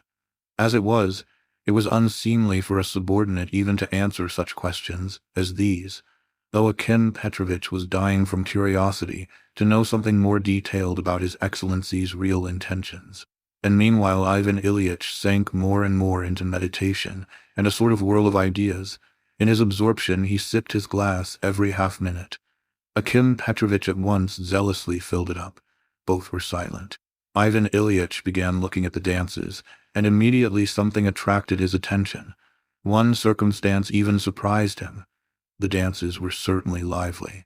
Here people danced in the simplicity of their hearts to amuse themselves and even to romp wildly. Among the dancers few were really skillful, but the unskilled stamped so vigorously that they might have been taken for agile ones. The officer was among the foremost. He particularly liked the figures in which he was left alone to perform a solo. Then he performed the most marvelous capers. For instance, standing upright as a post, he would suddenly bend over to one side so that one expected him to fall over. But with the next step, he would suddenly bend over in the opposite direction at the same acute angle to the floor. He kept the most serious face and danced in the full conviction that everyone was watching him. Another gentleman, who had had rather more than he could carry before the quadrille, dropped asleep beside his partner so that his partner had to dance alone. The young registration clerk, who had danced with the lady in the blue scarf through all the figures and through all the 5 quadrilles which they had danced that evening, played the same prank the whole time. That is, he dropped a little behind his partner, seized the end of her scarf, and as they crossed over succeeded in imprinting some 20 kisses on the scarf. His partner sailed along in front of him, as though she noticed nothing. The medical student really did dance on his head, and excited frantic enthusiasm, stamping, and shrieks of delight. In short, the absence of constraint was very marked. Ivan Ilyich, whom the wine was beginning to affect, began by smiling, but by degrees a bitter doubt began to steal into his heart. Of course he liked free and easy manners and unconventionality. He had even inwardly prayed for free and easy manners when they had all held back, but now that unconventionality had gone beyond all limits. One lady, for instance, the one in a shabby dark blue velvet dress, bought 4th hand, in the 6th figure pinned her dress so as to turn it into something like trousers. This was the Cleopatra Semyonovna with whom one could venture to do anything, as her partner, the medical student, had expressed it. The medical student defied description. He was simply a fawkin. How was it? They had held back and now they were so quickly emancipated. One might think it nothing, but this transformation was somehow strange. It indicated something. It was as though they had forgotten Ivan Ilyich's existence. Of course he was the first to laugh, and even ventured to applaud. Akim Petrovich chuckled respectfully in unison, though, indeed, with evident pleasure and no suspicion that His Excellency was beginning to nourish in his heart a new gnawing anxiety. "You dance capitally, young man," Ivan Ilyich was obliged to say to the medical student as he walked past him. The student turned sharply towards him, made a grimace, and bringing his face close into unseemly proximity to the face of His Excellency, crowed like a cock at the top of his voice. This was too much. Ivan Ilyich got up from the table. In spite of that, a roar of inexpressible laughter followed, for the crow was an extraordinarily good imitation, and the whole performance was utterly unexpected. Ivan Ilyich was still standing in bewilderment, when suddenly Seldenimov himself made his appearance, and with a bow began begging him to come to supper. His mother followed him. "Your Excellency," she said, bowing, "do us the honor, do not disdain our humble fare." I really don't know," Ivan Ilyich was beginning. "I did not come with that idea. I meant to be going." He was, in fact, holding his hat in his hands. What is more, he had at that very moment taken an inward vow at all costs to depart at once, and on no account whatever to consent to remain, and he remained. A minute later he led the procession to the table. Seldenimov and his mother walked in front, clearing the way for him. They made him sit down in the seat of honor, and again a bottle of champagne, opened but not begun, was set beside his plate. By way of hors d'oeuvres there were salt herrings and vodka. He put out his hand, poured out a large glass of vodka and drank it off. He had never drunk vodka before. He felt as though he were rolling down a hill, were flying flying, that he must stop himself, catch at something, but there was no possibility of it. His position was certainly becoming more and more eccentric. What is more, it seemed as though fate were mocking at him. God knows what had happened to him in the course of an hour or so, when he went and he had, so to say, opened his arms to embrace all humanity, all his subordinates. And here not more than an hour had passed, and in all his aching heart he felt and knew that he hated Seldenimov and was cursing him, his wife and his wedding. What was more, he saw from his face, from his eyes alone, that Seldenimov himself hated him, that he was looking at him with eyes that almost said, "If only you would take yourself off, curse you, foisting yourself on us." All this he had read for some time in his eyes. Of course, as he sat down to table, Ivan Ilyitch would sooner have had his hand cut off than have owned, not only aloud, but even to himself, that this was really so. The moment had not fully arrived yet. There was still a moral vacillation. But his heart, it ached. It was clamoring for freedom, for air, for rest. Ivan Ilyitch was really too good-natured. He knew, of course, that he ought long before to have gone away, not merely to have gone away, but to have made his escape. That all this was not the same, but had turned out utterly different from what he had dreamed of on the pavement. Why did I come? Did I come here to eat and drink? He asked himself as he tasted the salt herring. He even had attacks of skepticism. There was at moments a faint stir of irony in regard to his own fine action at the bottom of his heart. He actually wondered at times why he had come in. But how could he go away? To go away like this without having finished the business properly was impossible. What would people say? They would say that he was frequenting low company. Indeed, it really would amount to that if he did not end it properly. What would Stepan Nikiforovitch, Semyon Ivanovitch say? For of course it would be all over the place by tomorrow. What would be said in the offices, at the Schembels, at the Shubins? No, he must take his departure in such a way that all should understand why he had come. He must make clear his moral aim. And meantime the dramatic moment would not present itself. They don't even respect me, he went on, thinking. What are they laughing at? They are as free and easy as though they had no feeling. But I have long suspected that all the younger generation are without feeling. I must remain at all costs. They have just been dancing, but now at table they will all be gathered together. I will talk about questions, about reforms, about the greatness of Russia. I can still win their enthusiasm. Yes, perhaps nothing is yet lost.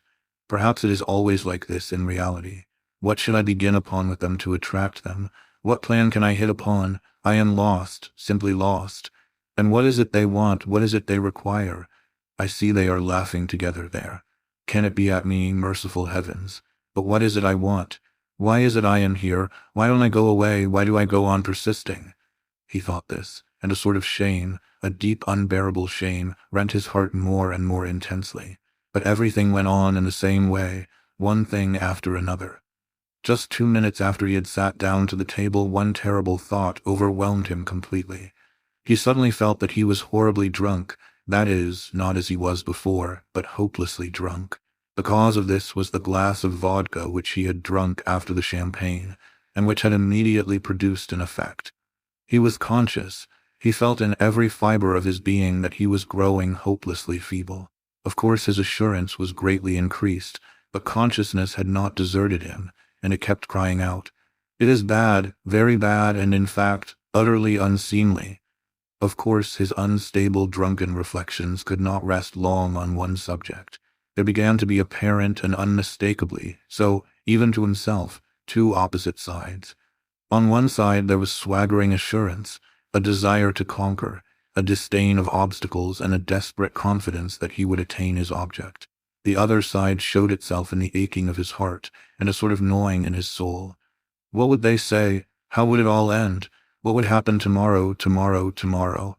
He had felt vaguely before that he had enemies in the company.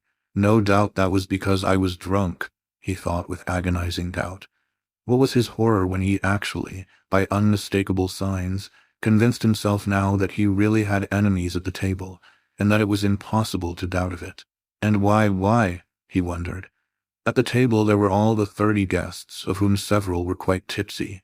Others were behaving with a careless and sinister independence, shouting and talking at the top of their voices, bawling out the toasts before the time, and pelting the ladies with pellets of bread. One unprepossessing personage in a greasy coat had fallen off his chair as soon as he sat down, and remained so till the end of supper. Another one made desperate efforts to stand on the table, to propose a toast, and only the officer, who seized him by the tails of his coat, moderated his premature ardor. The supper was a pell-mell affair, although they had hired a cook who had been in the service of a general.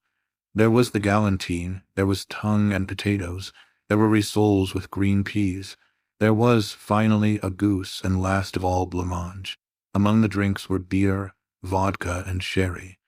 The only bottle of champagne was standing beside the general, which obliged him to pour it out for himself, and also for Akim Petrovitch, who did not venture at supper to officiate on his own initiative.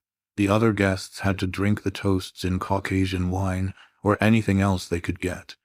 The table was made up of several tables put together, among them even a card table. It was covered with many tablecloths, amongst them one colored Yaroslav cloth. The gentlemen sat alternately with the ladies.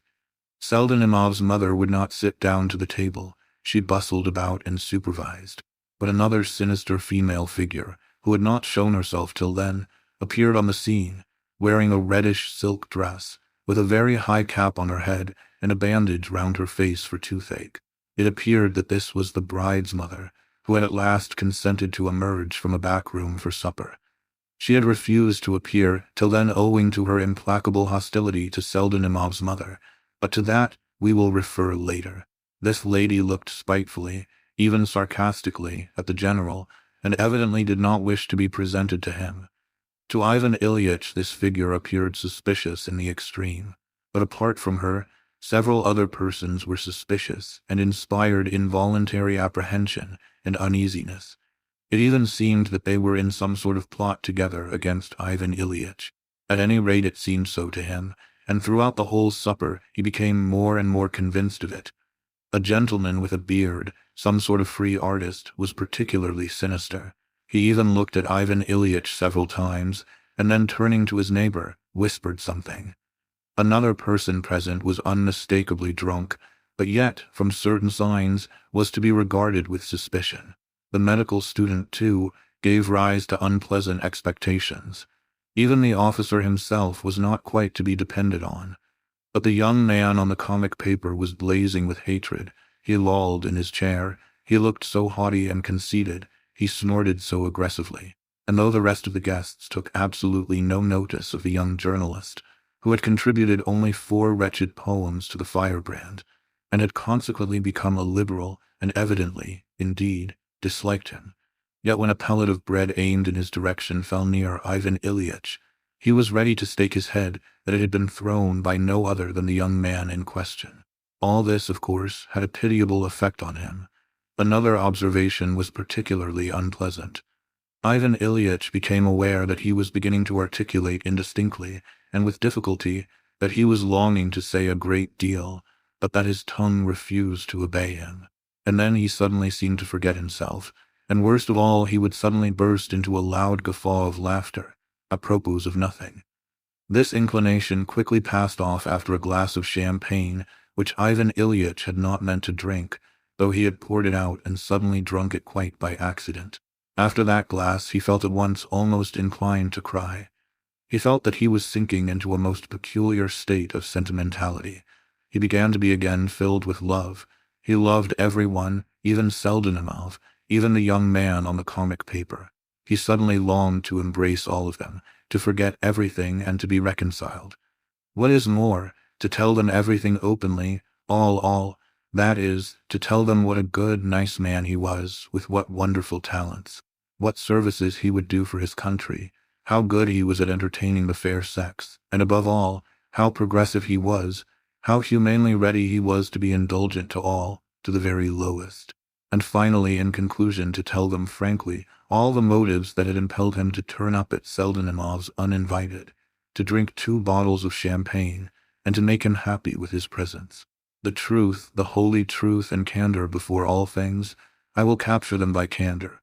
They will believe me, I see it clearly. They actually look at me with hostility, but when I tell them all I shall conquer them completely. They will fill their glasses and drink my health with shouts. The officer will break his glass on his spur. Perhaps they will even shout hurrah. Even if they want to toss me after the hussar fashion, I will not oppose them, and indeed it would be very jolly. I will kiss the bride on her forehead. She is charming. Akim Petrovitch is a very nice man, too. Seldenimov will improve, of course, later on. He will acquire, so to speak, a society polish. And although, of course, the younger generation has not that delicacy of feeling, yet I will talk to them about the contemporary significance of Russia among the European states. I will refer to the peasant question, too. Yes, and they will all like me, and I shall leave with glory. These dreams were, of course, extremely agreeable, but what was unpleasant was that, in the midst of these roseate anticipations, Ivan Ilyitch suddenly discovered in himself another unexpected propensity, that was to spit. Anyway, saliva began running from his mouth apart from any will of his own. He observed this on Akim Petrovitch, whose cheek he spluttered upon, and who sat not daring to wipe it off from respectfulness. Ivan Ilyitch took his dinner napkin and wiped it himself, but this immediately struck him himself as so incongruous, so opposed to all common sense, that he sank into silence and began wondering. Though Akim Petrovitch emptied his glass, yet he sat as though he were scalded. Ivan Ilyitch reflected now that he had for almost a quarter of an hour been talking to him about some most interesting subject, but that Akim Petrovitch had not only seemed embarrassed as he listened, but positively frightened. Seldenimov, who was sitting one chair away from him, also craned his neck towards him, and bending his head sideways, listened to him with the most unpleasant air. He actually seemed to be keeping a watch on him. Turning his eyes upon the rest of the company, he saw that many were looking straight at him and laughing. But what was strangest of all was that he was not in the least embarrassed by it. On the contrary, he sipped his glass again and suddenly began speaking so that all could hear. "I was saying just now," he began as loudly as possible, "I was saying just now, ladies and gentlemen, to Akim Petrovitch, that Russia. Yes, Russia. In short, you understand that I mean to say, Russia is living, it is my profound conviction, through a period of humanity." Humanity was heard at the other end of the table. Too. Ivan Ilyitch stopped. Seldenimov got up from his chair and began trying to see who had shouted. Akim Petrovitch stealthily shook his head, as though admonishing the guests. Ivan Ilyitch saw this distinctly, but in his confusion said nothing.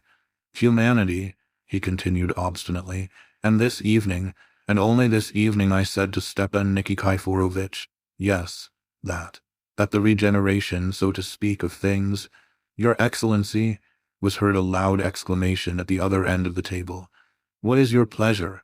answered Ivan Ilyitch, pulled up short and trying to distinguish who had called to him. "Nothing at all, Your Excellency. I was carried away. Continue. The voice was heard again. Ivan Ilyitch felt upset. The regeneration, so to speak, of those same things. "Your Excellency," the voice shouted again. "What do you want? How do you do?" This time Ivan Ilyitch could not restrain himself. He broke off his speech and turned to the assailant who had disturbed the general harmony. He was a very young lad, still at school, who had taken more than a drop too much, and was an object of great suspicion to the general. He had been shouting for a long time past, and had even broken a glass and 2 plates, maintaining that this was the proper thing to do at a wedding. At the moment when Ivan Ilyitch turned towards him, the officer was beginning to pitch into the noisy youngster. "What are you about? Why are you yelling? We shall turn you out, that's what we shall do." "I don't mean you, Your Excellency, I don't mean you." "Continue," cried the hilarious schoolboy, lolling back in his chair. "Continue, I am listening, and am very much pleased with you. Praiseworthy. The wretched boy is drunk," said Seldenimov in a whisper. "I see that he is drunk, but—" "I was just telling a very amusing anecdote, Your Excellency," began the officer, "about a lieutenant in our company who was talking just like that to his superior officers. So this young man is imitating him now. To every word of his superior officers he said, 'Praiseworthy. He was turned out of the army 10 years ago on account of it." "What lieutenant was that?" "In our company, Your Excellency. He went out of his mind over the word praiseworthy.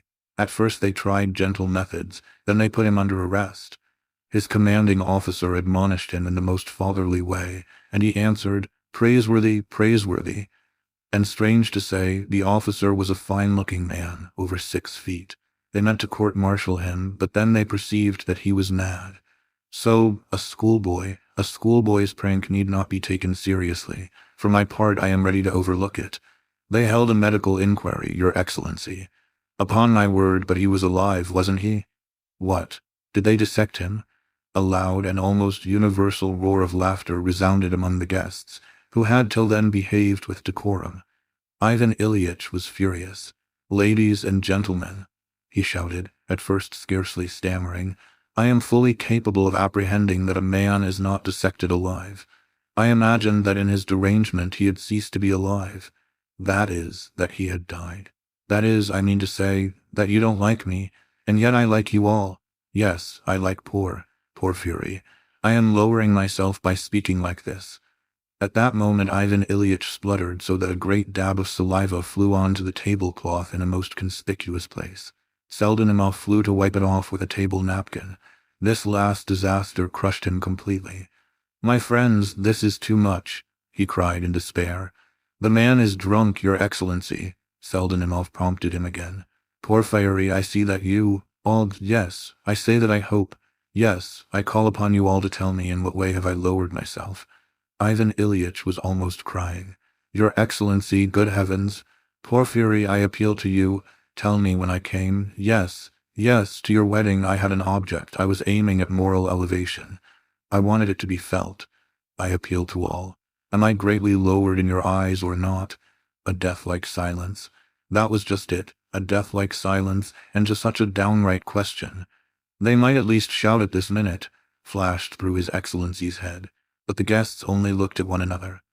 Akim Petrovitch sat more dead than alive, while Seldenimov, numb with terror, was repeating to himself the awful question which had occurred to him more than once already. "What shall I have to pay for all this tomorrow?" At this point, the young man on the comic paper, who was very drunk but who had hitherto sat in morose silence, addressed Ivan Ilyitch directly, and with flashing eyes began answering in the name of the whole company. "Yes," he said in a loud voice. "Yes, you have lowered yourself. Yes, you are a reactionary, reactionary. Young man, you are forgetting yourself. To whom are you speaking so to express it?" Ivan Ilyitch cried furiously, jumping up from his seat again. "To you, and secondly, I am not a young man. You've come to give yourself airs and try to win popularity." "Seldenimov, what does this mean?" cried Ivan Ilyitch. But Seldenimov was reduced to such horror that he stood still like a post, and was utterly at a loss what to do. The guests, too, sat mute in their seats, all but the artist and the schoolboy, who applauded and shouted, "Bravo, bravo!" The young man on the comic paper went on shouting with unrestrained violence. "Yes, you came to show off your humanity. You've hindered the enjoyment of everyone. You've been drinking champagne without thinking that it is beyond the means of a clerk at 10 rubles a month. And I suspect that you are one of those high officials who are a little too fond of the young wives of their clerks. What is more, I am convinced that you support state monopolies. Yes, yes, yes." Seldenimov, shouted Ivan Ilyitch, holding out his hands to him. He felt that every word uttered by the comic young man was a fresh dagger at his heart. "Directly, Your Excellency. Please do not disturb yourself," Seldenimov cried energetically, rushing up to the comic young man, seizing him by the collar and dragging him away from the table. Such physical strength could indeed not have been expected from the weakly-looking Seldenimov. But the comic young man was very drunk, while Seldenimov was perfectly sober. Then he gave him 2 or 3 cuffs in the back and thrust him out of the door. "You are all scoundrels," roared the young man of the comic paper. "I will caricature you all tomorrow in the Firebrand." They all leapt up from their seats. Your Excellency," cried Seldenimov, his mother and several others, crowding round the general. "Your Excellency, do not be disturbed." "No, no," cried the general, "I am annihilated. I meant to bless you, so to speak. And this is how I am paid for everything. He sank onto a chair as though unconscious, laid both his arms on the table, and bowed his head over them straight into a plate of blancmange. There is no need to describe the general horror. A minute later he got up, evidently meaning to go out, gave a lurch, stumbled against the leg of a chair, fell full length on the floor, and snored. This is what is apt to happen to men who don't drink when they accidentally take a glass too much. They preserve their consciousness to the last point, to the last minute, and then fall to the ground as though struck down. Ivan Ilyich lay on the floor absolutely unconscious. Seldenimov clutched at his hair and sat as though petrified in that position. The guests made haste to depart, commenting each in his own way on the incident. It was about 3 o'clock in the morning. The worst of it was that Seldenimov's circumstances were far worse than could have been imagined, in spite of the unattractiveness of his present surroundings.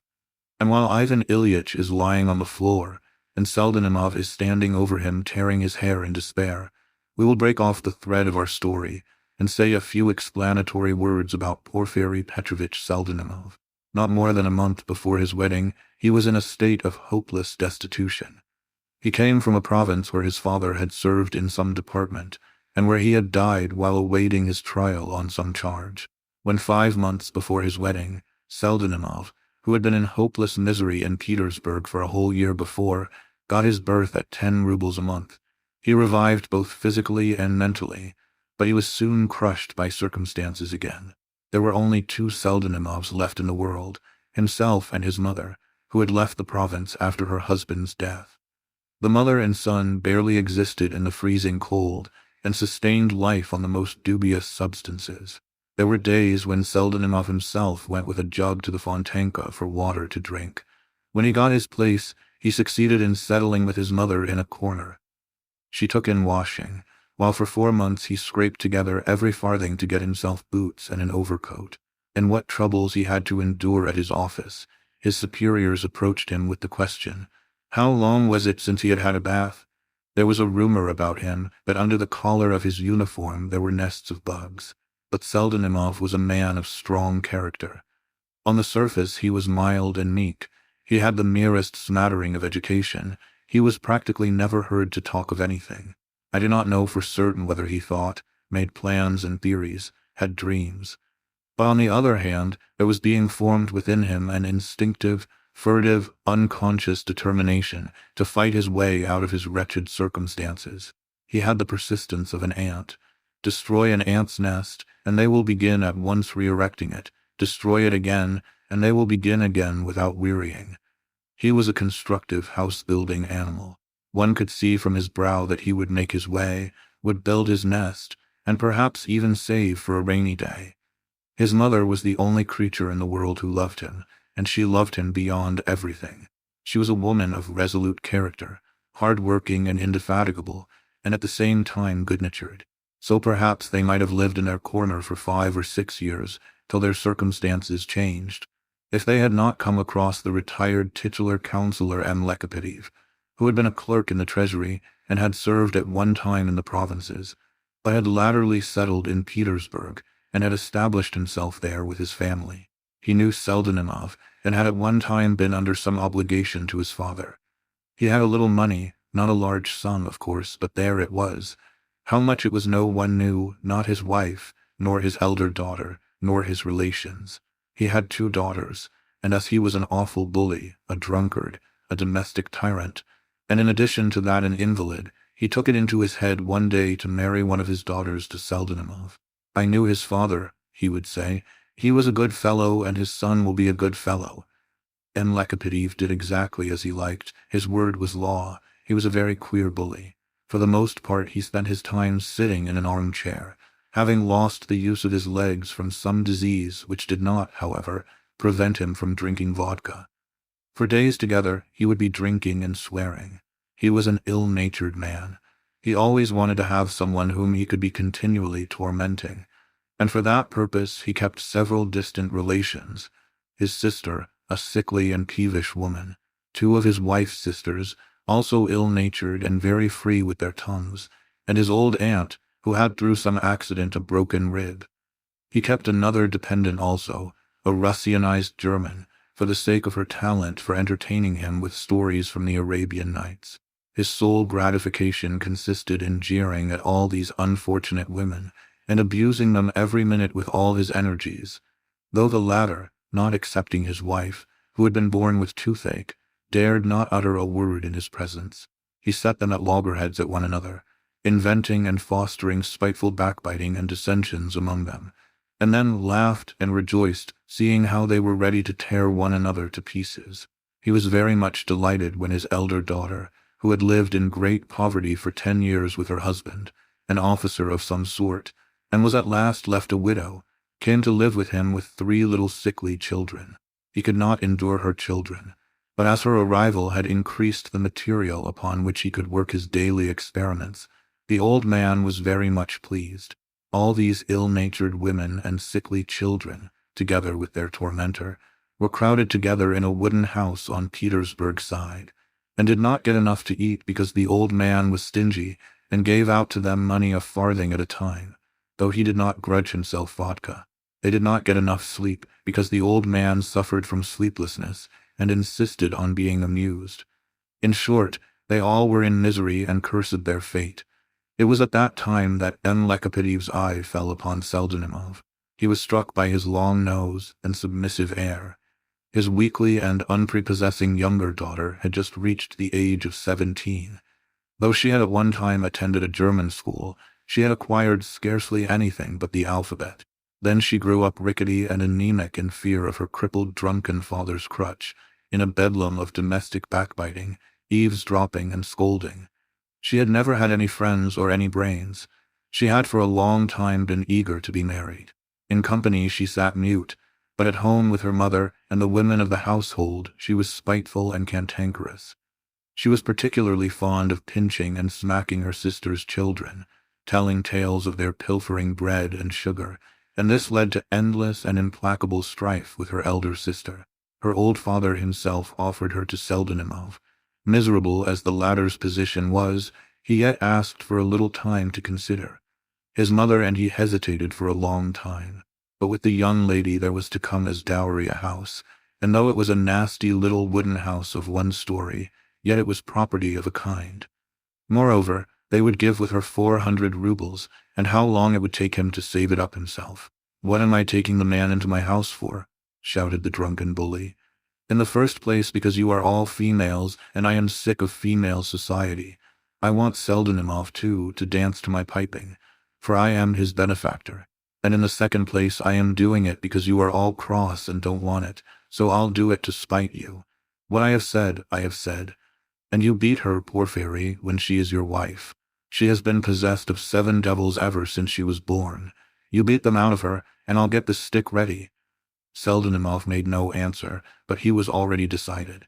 Before the wedding his mother and he were taken into the house, washed, clothed, provided with boots and money for the wedding. The old man took them under his protection, possibly just because the whole family was prejudiced against them. He positively liked Seldenimov's mother, so that he actually restrained himself and did not jeer at her. On the other hand, he made Seldenimov dance the Cossack dance a week before the wedding. "Well, that's enough. I only wanted to see whether you remembered your position before me or not," he said at the end of the dance. He allowed just enough money for the wedding, with nothing to spare, and invited all his relations and acquaintances. On Seldenimov's side there was no one but the young man who wrote for the Firebrand and Akim Petrovitch, the guest of honor. Seldenimov was perfectly aware that his bride cherished an aversion for him, and that she was set upon marrying the officer instead of him. But he put up with everything. He had made a compact with his mother to do so. The old father had been drunk and abusive, and foul-tongued the whole of the wedding day and during the party in the evening. The whole family took refuge in the back rooms and were crowded there to suffocation. The front rooms were devoted to the dance and the supper. At last, when the old man fell asleep dead drunk at 11 o'clock, the bride's mother, who had been particularly displeased with Seldenimov's mother that day, made up her mind to lay aside her wrath, become gracious, and join the company. Ivan Ilyitch's arrival had turned everything upside down. Madame M. Lekopetev was overcome with embarrassment, and began grumbling that she had not been told that the general had been invited. She was assured that he had come uninvited, but was so stupid as to refuse to believe it. Champagne had to be got. Seldenimov's mother had only 1 ruble, while Seldenimov himself had not 1 farthing. He had to grovel before his ill-natured mother-in-law, to beg for the money for 1 bottle and then for another. They pleaded for the sake of his future position in the service. For his career, they tried to persuade her. She did at last give from her own purse, but she forced Seldenimov to swallow such a cupful of gall and bitterness that more than once he ran into the room where the nuptial couch had been prepared, and madly clutching at his hair and trembling all over with impotent rage, he buried his head in the bed destined for the joys of paradise.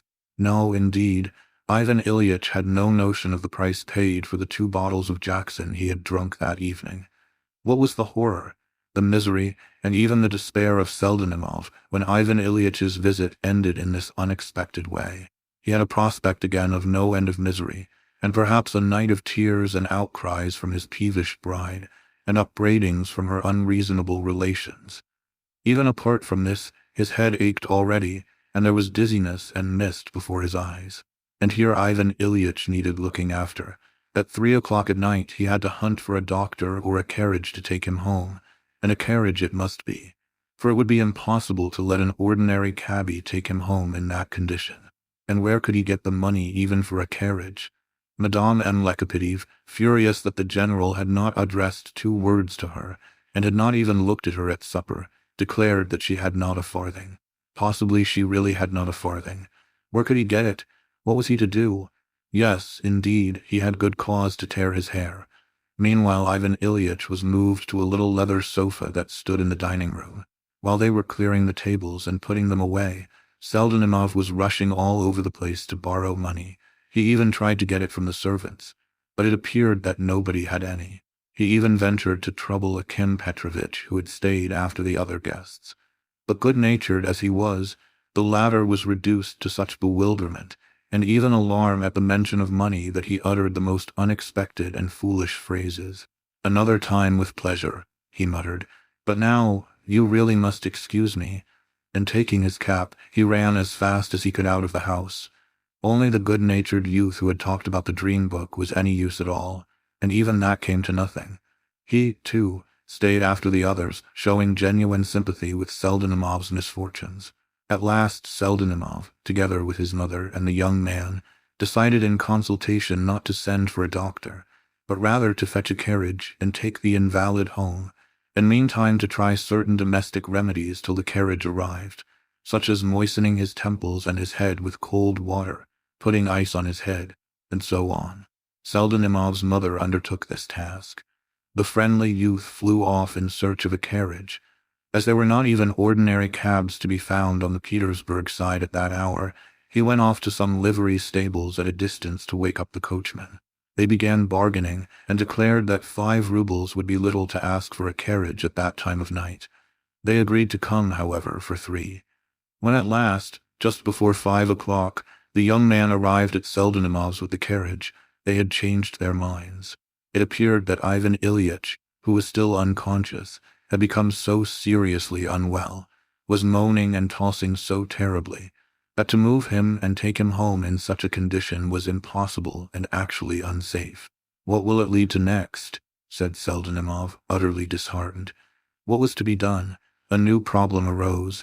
If the invalid remained in the house, where should he be moved and where could they put him? There were only 2 bedsteads in the house, one large double bed in which old M. Lekopidev and his wife slept, and another double bed of imitation walnut which had just been purchased and was destined for the newly married couple. All the other inhabitants of the house slept on the floor side by side on feather beds, for the most part in bad condition and stuffy, anything but presentable in fact, and even of these the supply was insufficient. There was not one to spare. Where could the invalid be put? A feather bed might perhaps have been found. It might in the last resort have been pulled from under someone, but where and on what could a bed have been made up? It seemed that the bed must be made up in the drawing-room, for that room was the furthest from the bosom of the family and had a door into the passage. But on what could the bed be made? Surely not upon chairs. We all know that beds can only be made up on chairs for schoolboys when they come home for the weekend, and it would be terribly lacking in respect to make up a bed in that way for a personage like Ivan Ilyitch. What would be said next morning when he found himself lying on chairs? Seldenimov would not hear of that. The only alternative was to put him on the bridal couch. This bridal couch, as we have mentioned already, was in a little room that opened out of the dining room, On the bedstead was a double mattress, actually newly bought firsthand, clean sheets, 4 pillows in pink calico covered with frilled muslin cases. The quilt was of pink satin, and it was quilted in patterns. Muslin curtains hung down from a golden ring overhead. In fact, it was all just as it should be, and the guests who had all visited the bridal chamber had admired the decoration of it. Though the bride could not endure Seldenimov, she had several times in the course of the evening run in to have a look at it on the sly. What was her indignation, her wrath, when she learned that they meant to move an invalid, suffering from something not unlike a mild attack of cholera, to her bridal couch. The bride's mother took her part, broke into abuse, and vowed she would complain to her husband next day, but Seldenimov asserted himself and insisted. Ivan Ilyich was moved into the bridal chamber, and a bed was made up on chairs for the young people. The bride whimpered, would have liked to pinch him, but dared not disobey. Her papa had a crutch with which she was very familiar, and she knew that her papa would call her to account next day. To console her, they carried the pink satin quilt and the pillows in muslin cases into the drawing room. At that moment, the youth arrived with the carriage, and was horribly alarmed that the carriage was not wanted. He was left to pay for it himself, and he never had as much as a 10-kopeck piece. Seldenimov explained that he was utterly bankrupt.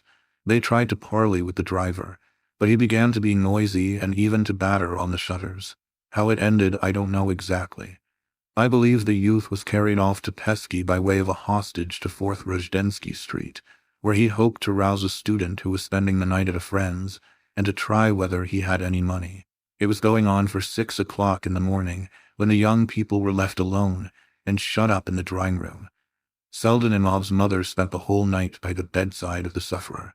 She installed herself on a rug on the floor and covered herself with an old coat, but could not sleep because she had to get up every minute.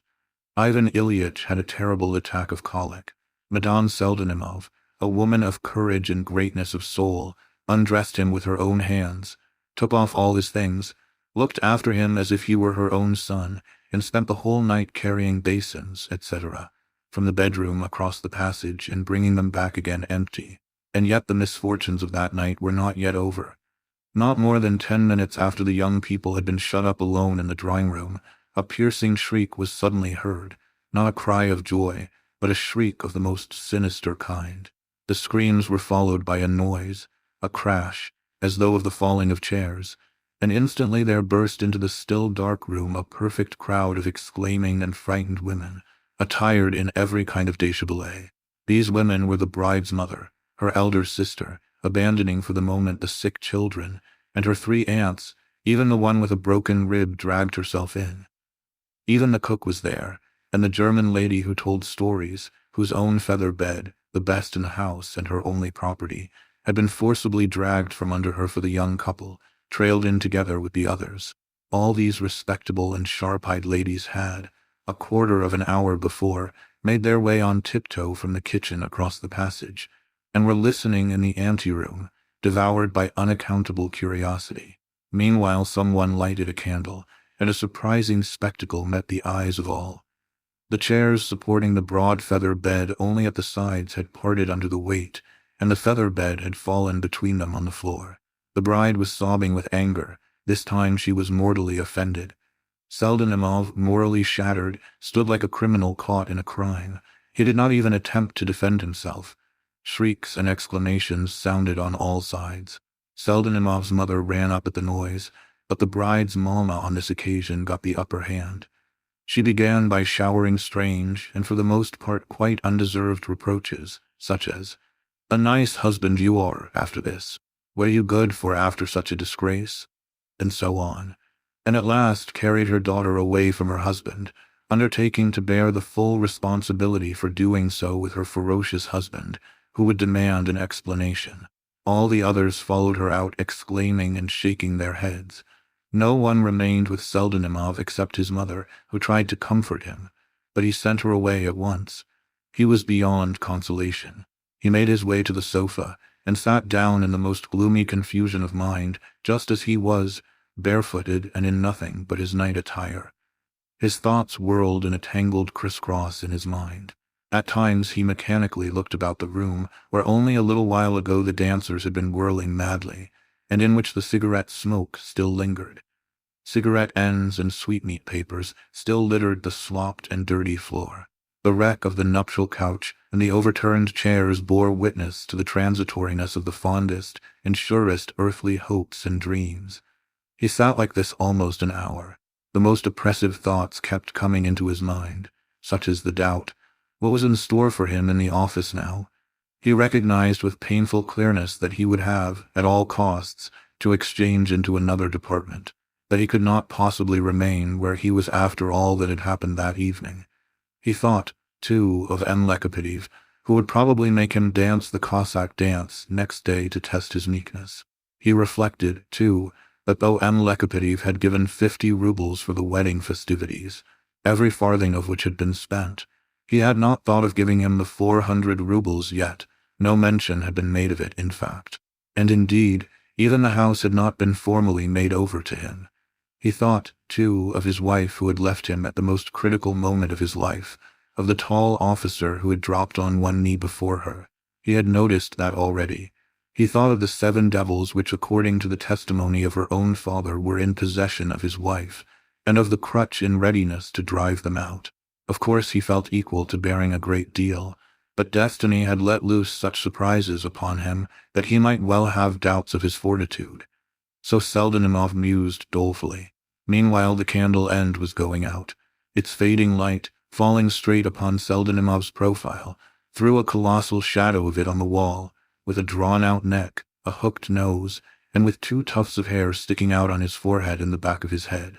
At last, when the air was growing cool with the chill of early morning, he got up, frozen and spiritually numb, crawled to the feather bed that was lying between the chairs, and without rearranging anything, without putting out the candle end, without even laying the pillow under his head, fell into a leaden, death-like sleep, such as the sleep of men condemned to flogging on the morrow must be.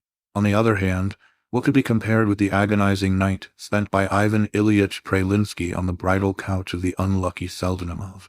For some time, headache, vomiting, and other most unpleasant symptoms did not leave him for 1 second. He was in the torments of hell. The faint glimpses of consciousness that visited his brain lighted up such an abyss of horrors, such gloomy and revolting pictures, that it would have been better for him not to have returned to consciousness. Everything was still in a turmoil in his mind, however. He recognized Seldenimov's mother, for instance, heard her gentle admonitions, such as, "Be patient, my dear. Be patient, good sir, it won't be so bad presently." He recognized her, but could give no logical explanation of her presence beside him. Revolting phantoms haunted him. Most frequently of all he was haunted by Semyon Ivanitch. But looking more intently, he saw that it was not Semyon Ivanitch, but Seldenimov's nose.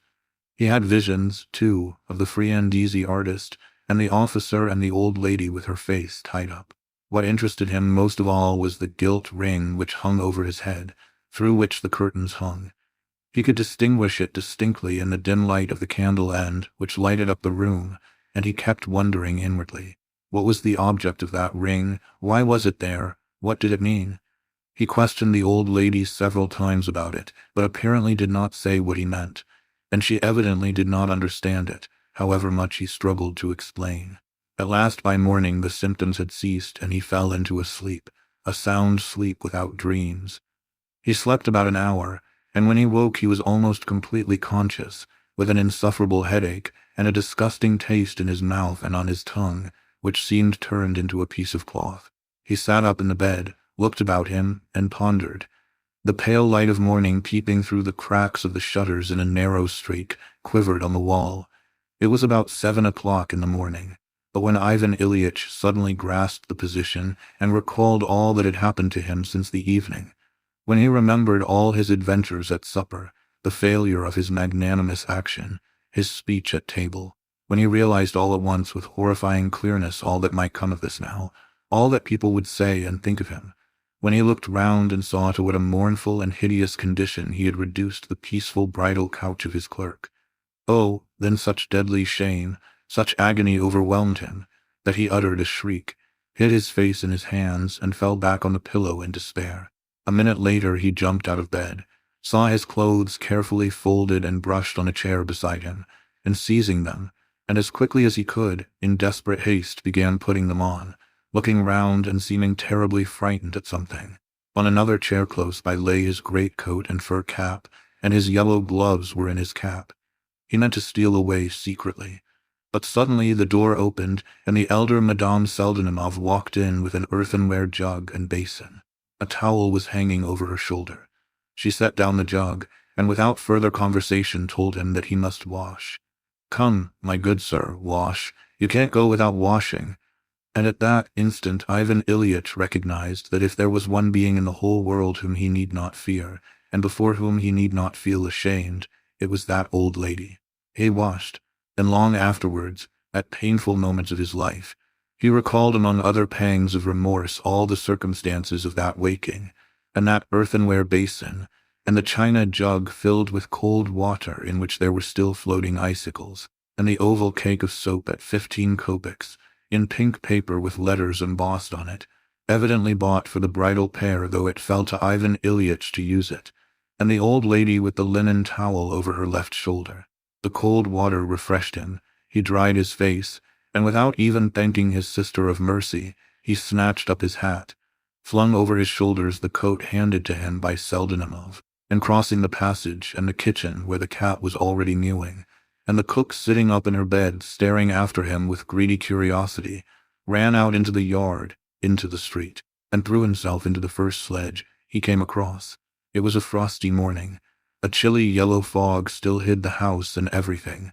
Ivan Ilyitch turned up his collar.